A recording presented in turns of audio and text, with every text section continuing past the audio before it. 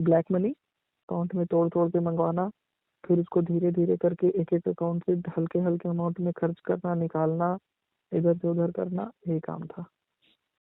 हर bank में उसका एक एम्प्लॉय मिल जाता था, पैसा देता था, एम्प्लॉय को टारगेट पूरा करना है, आ जाता था। तो एम्प्लॉय पैसा भी लेता था अलग से? लेता होगा, उसको तो टारगेट पूरा करना है, चाहे ऐसे चाहे वो वैसे। अपना टारगेट के लिए अपना आ जाता है। राम राम भाई, आज की जो वीडियो है वो टारगेट्स के ऊपर है।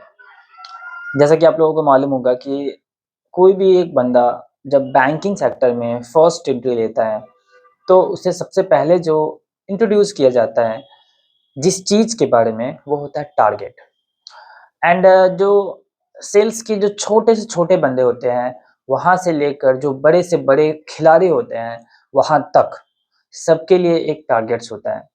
ये टारगेट्स होता है या फिर अपनी सेल अचीव करो, या फिर अपने जो ऑर्गेनाइजेशन है, मतलब तुम्हारे अंदर कितने लोग काम कर रहे हैं, उनकी सेल्स अचीव करो, क्योंकि उनकी सेल्स अचीव होगी तो तुम्हारी सेल्स अचीव होगी। जीएसटी ऑफिस का भी आदमी इसमें शामिल था, जीएसटी का भी काम करता था हम लोग। और बड़ा बैंक बड़ा अकाउंट कौन से ट्रांजेक्शन बैंक जैसे का होता था? IndusInd, IDBI, bank of Baroda, HDFC. और और अकाउंट सेल्स ओपन पे कैसे करता था? पर डे एफडी, यूएफडी, ये सारी चीज़ होनी चाहिए, एंड अदर जो बैंकिंग प्रोडक्ट्स है ये होनी चाहिए। तो ऐसे करके टारगेट्स होते हैं, ओके, एंड इसे अचीव करना होता है। क्या होगा अगर अचीव ना हो तो आपके जो सीनियर्स हैं वो आपके ऊपर चढ़ेंगे। So it is like that. और नॉन सेल्स वाला भी जो बंदा है वो भी ये सोचता है कि हमें जो सेल्स के टारगेट है, आई एम सेइंग जो नॉन सेल्स वाला बंदा है उसे भी सेल्स के टारगेट होते हैं। ब्रांच के जो ऑपरेशंस के काम है उनके ऊपर नहीं, जो अपने ब्रांच में हमने क्या सेल्स किया है उसके ऊपर प्रोडक्टिविटी काउंट होती है। हर कोई को सेल्स करना है, और इसलिए ही टारगेट्स को अचीव करने के लिए हर बैंकिंग एम्प्लॉय एकदम भूखे शेर की तरह होते हैं, क्योंकि अगर वो टारगेट्स अचीव नहीं करेंगे तो उनके जो सीनियर वाले ऑफिसर्स है वो उसे खा जाएंगे। ऐसे भी उसे मरना है, वैसे भी उसे मरना है, तो कस्टमर्स के सामने ही कुछ लोग न्यौछावर हो जाते हैं। और आज जो मैं टॉपिक पे बात करने वाला हूँ वो भी लगभग इसी टाइप का एक रियल इंसिडेंस है। तो टारगेट्स अचीव करने के चक्कर में बैंकिंग एम्प्लॉय इस हद तक गिर जा रहे हैं। मैं पर्टिकुलर एक बैंक की बात नहीं कर रहा हूँ, most of the private banks and government banks के भी एम्प्लॉय इसमें शामिल हैं। तो होता ये है ना कि बैंक के एम्प्लॉय ही बैंक के रिप्रेजेंटेटिव होते हैं, वही रिप्रेजेंट करते हैं कस्टमर्स के सामने, बैंक की एक इमेज बनाते हैं। तो आप कितना नीचे गिर रहे हैं एज अ बैंक एम्प्लॉय, इससे ये पता चलता है कि बैंक कितना नीचे गिर रहे हैं। सो ये अपने आप में ही अच्छी बात नहीं है कि बैंकिंग एम्प्लॉय इतने नीचे गिर रहे हैं, तो बैंक की भी इमेज खराब हो रही है, ये एक बुरी चीज़ है। जो इंसिडेंट्स हुए हैं वो है बैंकिंग एम्प्लॉय की एक गलती की वजह से, और वो जो गलती है वो है टारगेट।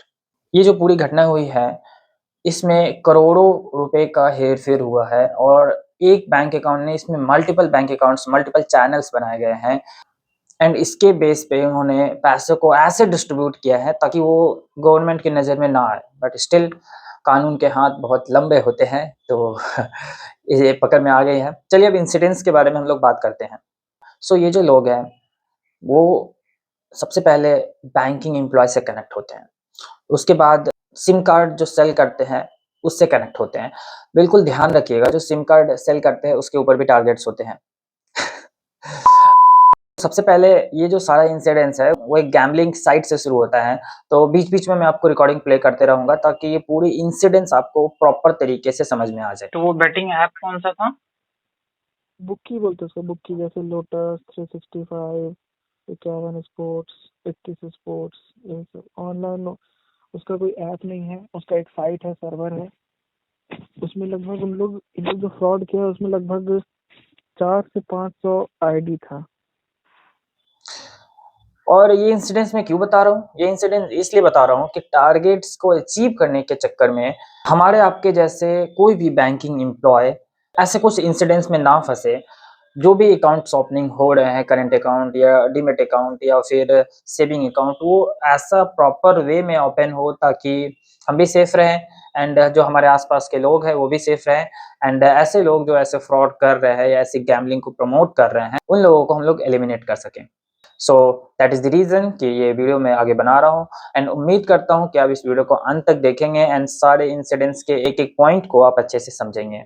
तो इनका सबसे पहला टारगेट है सिम कार्ड, दूसरा बैंक अकाउंट, तीसरा जीएसटी, चौथा आईटीआर फाइलिंग। एक एक्चुअल प्रोप्राइटरशिप एंटिटी कैसे काम करते हैं, उनके लिए किन किन डॉक्यूमेंट्स की जरूरत होती है, वो डॉक्यूमेंट्स कहाँ से मिलेंगे, इन सारे जगहों के एम्प्लॉय से उन्होंने कनेक्ट किया, उनसे डाटा इकट्ठा किया, फेक नेम से कंपनी बनाई, फेक नेम से सिम कार्ड, फेक नेम से अकाउंट्स, बट जो हैंडल कर रहा है वो रियल पर्सन है। तो जैसा कि आपने अभी रिकॉर्डिंग में सुना, ये लोग कुछ गैम्बलिंग साइट्स का यूज करते हैं। गैम्बलिंग साइट्स में ये लोग कैसे पैसा अर्न कर रहे हैं ये जानकारी उन लोगों के पास ही है, बट वो पैसे को जब वो बाहर निकाल रहे हैं तो उसे खर्च कैसे कर रहे हैं ये सरकार की नज़र में नहीं आना चाहिए, इसलिए उन्होंने फेक अकाउंट्स बनाए हैं। जैसे ही पैसा को ये लोग बाहर निकालते हैं, ये लोग अलग अलग बैंक अकाउंट्स में तोड़ तोड़ के, जैसे कि अगर 1 करोड़ रुपए हैं उसे 10-10 लाख में तोड़ेंगे, फिर 1-1 लाख, फिर उसे 50,000, 25,000, 20,000 ऐसे करके अलग अलग टुकड़ों में तोड़ेंगे और उसे अलग अलग बैंक अकाउंट में एक्सपोर्ट करेंगे। जैसे ही अलग अलग बैंक अकाउंट में आएंगे ये इसे अलग अलग पेमेंट मेथड से बाहर निकालेंगे, फिर इसका उपयोग अपने पर्सनल काम के लिए करेंगे। और ये जो पूरा सिस्टम है ये 1-2 लोग नहीं संभाल रहे, ये पूरा चेन बना हुआ है। और ये सारा चेन ये लोग बनाते कैसे हैं, ये इनोसेंट पीपल को हायर करते हैं। कैसे? जैसे कि ये किसी को बोलेंगे कि आपका बस कुछ डॉक्यूमेंट्स लगेगा, आपको अपनी सिम कार्ड भी नहीं देनी है, आपको बस अपना बस मोबाइल फ़ोन देना है, आपके नाम पे बैंक अकाउंट्स रहेंगे, कुछ ट्रांज़ैक्शंस होंगे 10,000 20,000 के और उसके बदले आपको पैसे मिलेंगे। लोग जब इस लोभ में फँस जाते हैं, तब ये क्या करते हैं, उनके नाम से मल्टीपल बैंक अकाउंट खोलते हैं। बस प्राइवेट बैंकिंग नहीं, गवर्नमेंट बैंक्स के भी अकाउंट्स है। बैंकिंग एम्प्लॉय आते हैं, वो बस अकाउंट्स में साइन ले लेते हैं, मोहर भी ये लोग नकली बना लेते हैं, जीएसटी भी ये लोग नकली बना लेते हैं, आईटीआर फाइलिंग भी ये लोग नकली कर लेते हैं और ये सारी चीज़ के बेस पे ये अकाउंट ओपन करते हैं। बैंकिंग एम्प्लॉय को अपने टारगेट्स पूरे करने होते हैं एज़ यूजुअल, सिम कार्ड बेचने वाले को अपने टारगेट्स पूरे करने होते हैं एज़ यूजुअल और वो फिर ठप्पा लगा देते हैं, bank account open, current account के लोग ओपन करते हैं प्रॉपर। 10,000, 20,000, 25,000, 50,000, इसमें अमाउंट का लिमिटेशन है एक अंत तक, लेकिन बहुत हाई लिमिट तक आप खेल सकते हैं, कोई रोक टोक नहीं है। तो वो बेटिंग ऐप कौन सा था? बुक्की बोलते हैं उसको, बुक्की, जैसे लोटस, 365, 51 स्पोर्ट्स, 31 स्पोर्ट्स, ये सब ऑनलाइन। उसका कोई ऐप नहीं है, उसका एक साइट है, सर्वर है। उसमें लगभग इन लोग जो फ्रॉड किया उसमें लगभग 400 से 500 आईडी था। जो आईडी बेचता है वो अपना आईडी में 6 लाख 8 लाख रुपए रखता है, आईडी को डिस्ट्रीब्यूट करता है, बेचता है, उसमें उसका परसेंटेज रहता है। मतलब बहुत बड़ा स्कैम है सब। अकाउंट वाला स्कैम इन लोग का वो नहीं था कि कॉल किया, ओटीपी पूछा और अकाउंट से पैसा साफ, वो वाला किस्सा नहीं था। इन लोग का किस्सा था कि एक बड़ा अमाउंट कहीं से आएगा, ब्लैक मनी, उसको 10 अलग अलग भाग में, छोटा छोटा भाग में तोड़ेगा, 10 अलग अलग अकाउंट में तोड़ तोड़ के मंगवाना, फिर उसको धीरे धीरे करके एक एक अकाउंट से हल्के हल्के अमाउंट में खर्च करना, निकालना, इधर से उधर करना, यही काम था। मतलब मेनली वो गैम्बलिंग करता था, है ना? हाँ हाँ, जीएसटी ऑफिस का भी आदमी इसमें शामिल था, जीएसटी का भी काम करता था इन लोग। यहाँ पे बैंक एम्प्लॉय की क्या गलती हुई? सबसे पहले जब फेक अकाउंट ओपन हुआ, बैंक एम्प्लॉय ने अपने टारगेट पूरा करने के लिए होम विजिट नहीं किया। क्या एंटिटी है उसकी, क्या दुकान है, किस टाइप की काम हो रही है, ये विजिट नहीं किया। बस साइन लिया और मोहर लगाया, कोई बिजनेस प्रूफ चेक नहीं किया। मल्टीपल बैंक अकाउंट्स ओपन किए एक ही पर्सन के नाम से एंड बैंक एम्प्लॉय ने ये तक नहीं पूछा कि आपके किस तरह के काम चल रहे हैं, कहाँ से पैसे आ रहे हैं, कहाँ पैसे जा रहे हैं, ये सारी चीज़ें पूछी नहीं गई। जैसे ही बैंक ब्लॉक होते ही लोग नए बैंक अकाउंट्स ओपन कर लेते हैं, नए लोगों को हायर कर लेते हैं, नए सिम कार्ड्स ले लेते हैं और ये प्रोसेस चलता रहता है। ये गैम्बलिंग का धंधा चलता रहता है, इसमें बड़े-बड़े लोग भी शामिल हैं एंड छोटे-छोटे लोगों को बस कुछ 1000-2000 के चक्कर में फँसाते हैं और जैसे ही पुलिस का छापा पड़ता है, तो सबसे पहले नीचे लोअर वाले जो लोग होते हैं वो पकड़ में आते हैं और उसे कुछ पता ही नहीं होता है कि उसके साथ क्या हुआ। वो बस यही बोलते हैं कि हमें पैसे मिले थे, हमें ये काम करने को कहा गया था, हमने कर दिया, दैट्स इट। फिर वो पिटते हैं, फिर उसके ऊपर वाले लोग पकड़ में आते हैं एंड तब जाके ये सारी चीज़ें का खुलासा होता है। सो मैं सबसे पहले यही बोलूँगा कि जो भी बैंकिंग एम्प्लॉय हैं, टारगेट्स अपनी जगह पे हैं और अपना जो काम है अपनी जगह पे, क्योंकि कल होकर जब कुछ भी ऐसे केसेज़ में जब एक बैंकिंग एम्प्लॉय का नाम आता है, तो बैंक पल्ला झाड़ लेती है। आई डोंट नो, ये तो बस एज़ अ एम्प्लॉय था, आप ले जाओ।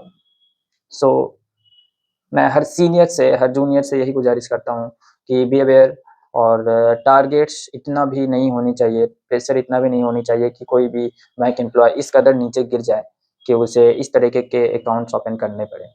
So that is the thing. उम्मीद करता हूँ कि ये वीडियो हेल्पफुल रहा हो। मिलते हैं किसी दूसरे वीडियो में, तब तक के लिए जय हिंद, राम राम।